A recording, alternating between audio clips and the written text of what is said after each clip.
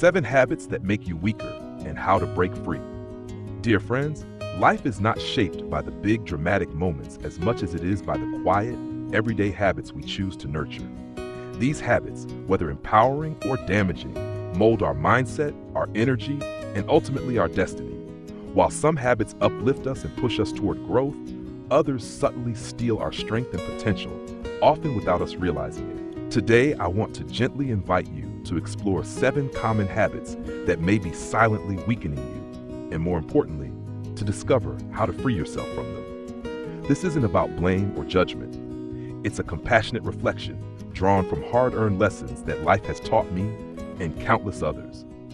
My hope is that in reading this, you find a mirror and a map, a clearer understanding of yourself, and a path toward becoming the strongest, truest version of who you are. Let's begin this journey. Number 1, procrastination. Procrastination is one of the most common self-defeating habits. We often mask it with seemingly logical excuses. I work better under pressure, or I'll start tomorrow. But beneath those justifications lies fear. Fear of failure, fear of not being good enough, or simply fear of discomfort. Every time we delay a task, we trade short-term relief for long-term stress. The work piles up, the anxiety grows, opportunities slip away. Worst of all, we slowly chip away at our confidence. When we repeatedly fail to act, we begin to doubt ourselves. How to break free? Break tasks into smaller parts. A mountain is climbed step by step. When a task feels overwhelming, divide it into pieces you can manage. Set specific deadlines for each part and hold yourself accountable. Create a focused work environment. Remove distractions. Clean your space. Celebrate progress, even small wins. Momentum builds motivation. Understand that overcoming procrastination is not a single moment of change. It is a steady process of retraining your mind. Be patient. Be consistent. Now 2, negative self-talk.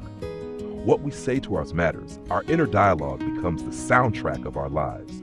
Negative self-talk is like a slow poison, silently eroding our self-worth. It tells us we're not good enough, smart enough, deserving enough. And the more we repeat those lies, the more we begin to believe them. This habit doesn't just hurt our feelings, it alters our decisions.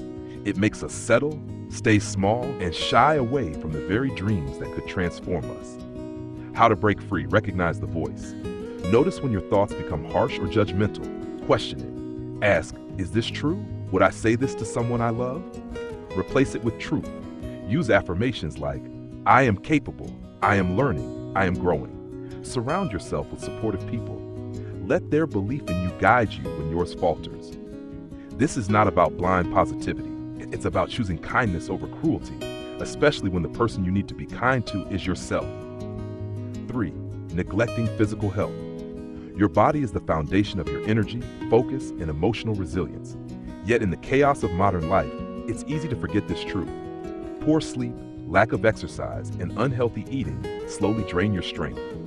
You feel tired, foggy, and emotionally fragile. When your body suffers, your mind and spirit follow. Taking care of your health isn't vanity, it's vitality. How to break free? Move your body daily. It doesn't have to be intense. A walk, a stretch, a dance in your kitchen, anything that gets you moving. Eat whole, nourishing foods. Fuel your body with what it truly needs. Stay hydrated. Dehydration can mimic anxiety and fatigue. Prioritize sleep. It's not lazy, it's essential. Investing in your physical health is one of the most powerful ways to reclaim your energy and sense of inner strength. 4, fear of failure. Fear of failure is deeply human. It whispers, what if I try and fall short? What will people think? And so, we hesitate. We stay in the safe zone, never discovering the incredible things we're capable of. But here's the truth. Failure is not the opposite of success.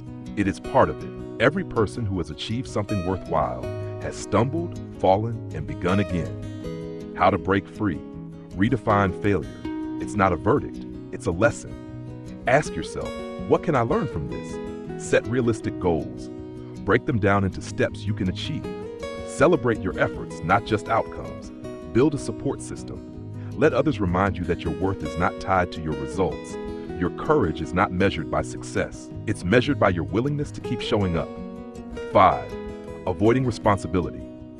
Avoiding responsibility can feel like self-protection, but in truth, it robs you of growth. When we blame others or circumstances, we give away our power. Responsibility is not about guilt, it's about ownership. Taking responsibility for your choices, actions, and outcomes is the first step to transforming them. How to break free. Reflect daily.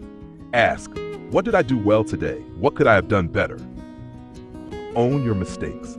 They are not shameful, they are part of being human. Be open to feedback. It is a gift, not a threat. Ask for help when needed. Responsibility does not mean doing everything alone. True empowerment begins when you realize you are the author of your life story.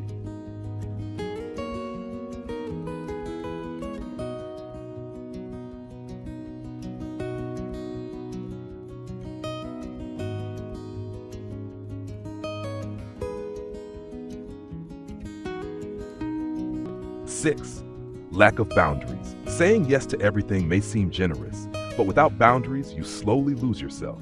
You feel exhausted, overwhelmed, even resentful. Your time, your energy, your emotional space, all are sacred. Boundaries are not barriers. They are bridges to healthier relationships. How to break free. Identify your limits. What drains you? What gives you peace? Learn to say no, kindly, clearly, without apology. Communicate your needs. Let people know what works for you and what doesn't. Surround yourself with those who respect your boundaries. If they don't, consider whether the relationship is serving your well-being. Creating boundaries is not selfish. It is self-respect in action. 7. Living in the past. We all carry stories from the past. Mistakes, regrets, heartbreaks. But when we live there, we can't fully be here. The past can be a teacher, but it must not become our home. Healing begins when we decide to stop letting the past define us. How to break free. Practice mindfulness. Stay grounded in the present moment. Focus on gratitude. Each day, name 3 things you're thankful for. Set meaningful goals. Let your future give you a reason to move forward. Seek support, whether from friends, family, or a therapist. Healing often needs safe connection. You are not your past. You are the person who survived it, and you have the right to begin again.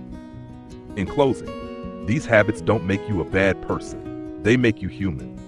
But being human also means having the power to change, to grow, to choose again. Don't rush. Take it one step at a time.